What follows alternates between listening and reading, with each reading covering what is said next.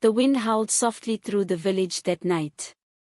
Inside Gogo no Musa's small hut, the fire crackled while everyone sat in silence. Ayanda's hands were trembling after telling them about the strange dreams she had been having, dreams of ancestors calling her name beside a river filled with white lilies. Then suddenly, knock, knock, knock. 3 knocks. Slow. Heavy. The sound pierced through the hut like thunder. Everyone froze. Even the fire seemed to grow quiet. Ayanda's heart beat fast as she looked at Gogo no Musa. The old woman's eyes widened with fear and understanding at the same time. "Do not be afraid," Gogo no Musa whispered softly. "Some doors are knocked on by the living, and some by the spirits." Another cold wind swept through the hut.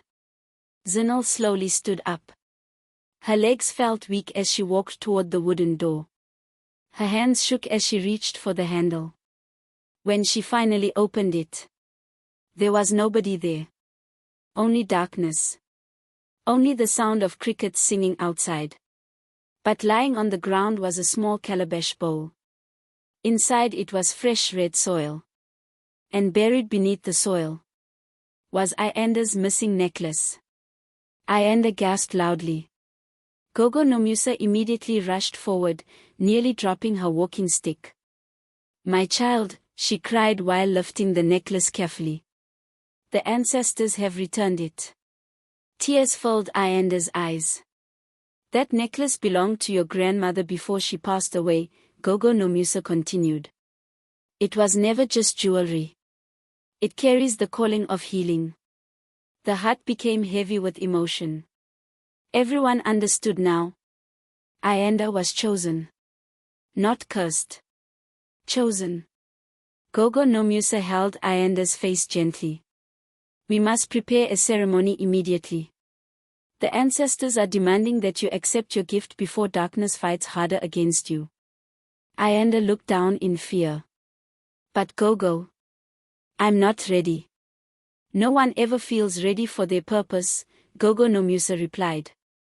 "But when God and the ancestors place light inside you, you cannot spend your life hiding from it." Outside the hut, Zinal stood silently listening. Guilt crushed her heart. For weeks she had allowed jealousy to poison her mind. She listened to lies.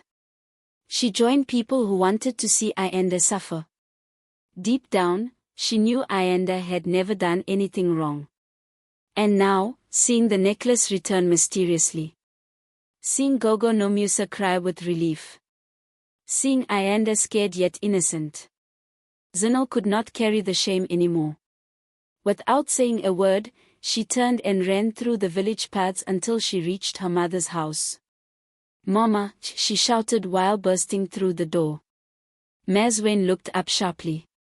"Why are you shouting like a mad person?" Zinal was breathing heavily. "Mama, I don't want this anymore." Mazwen frowned. "What are you talking about?"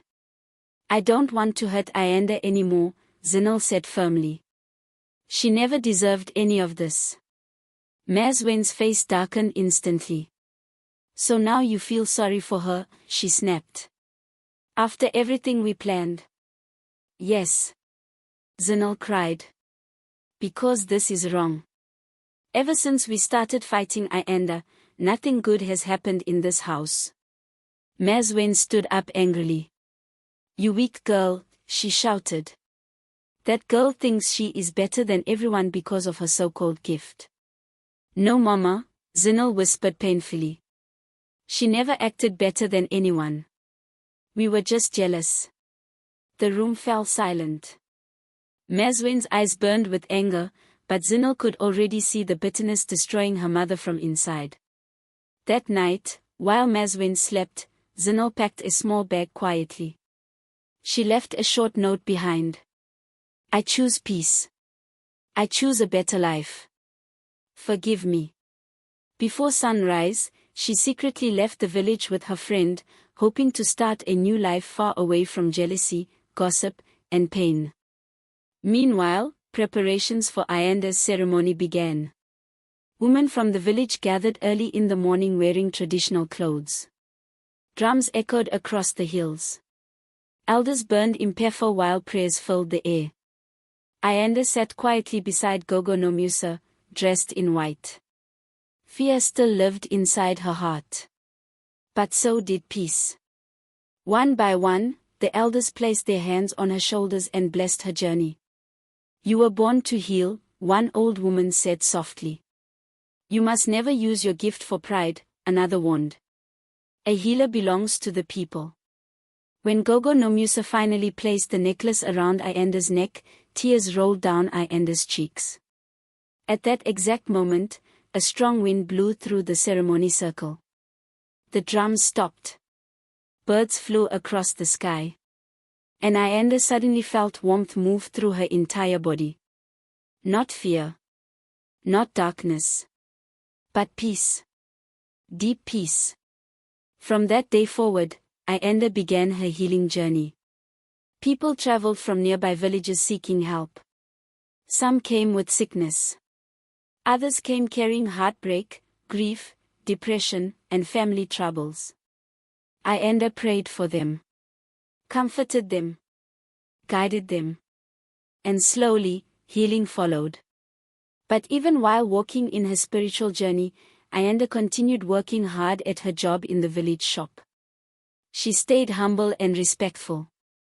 Because Gogo no Musa always reminded her, a true gift is not measured by power. It is measured by how much love you give people. As months passed, Ayanda became loved throughout the village, not because she was gifted, but because she remained kind even after people hurt her. Meanwhile, Mazwen's life became lonely.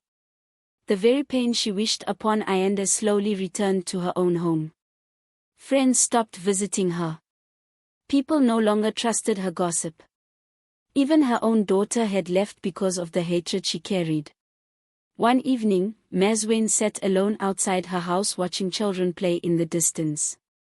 For the first time, she realized something painful.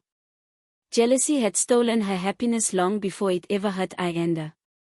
Tears filled her eyes. Sometimes the poison we prepare for others ends up destroying us instead. A few weeks later, Ayanda visited Mazwen quietly. Mazwen looked shocked.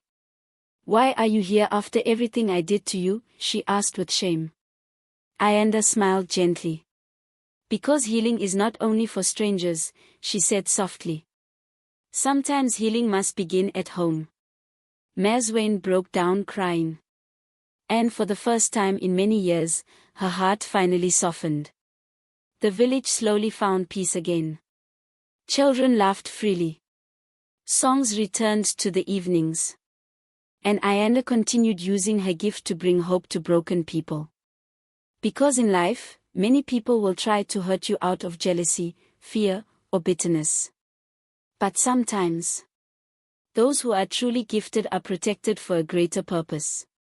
Moral of the story: jealousy destroys the person carrying it. Kindness and purpose will always shine brighter than hatred. People may try to block your path, but what is meant for you cannot be stolen. Stay humble, stay faithful, and never allow bitterness to change your heart.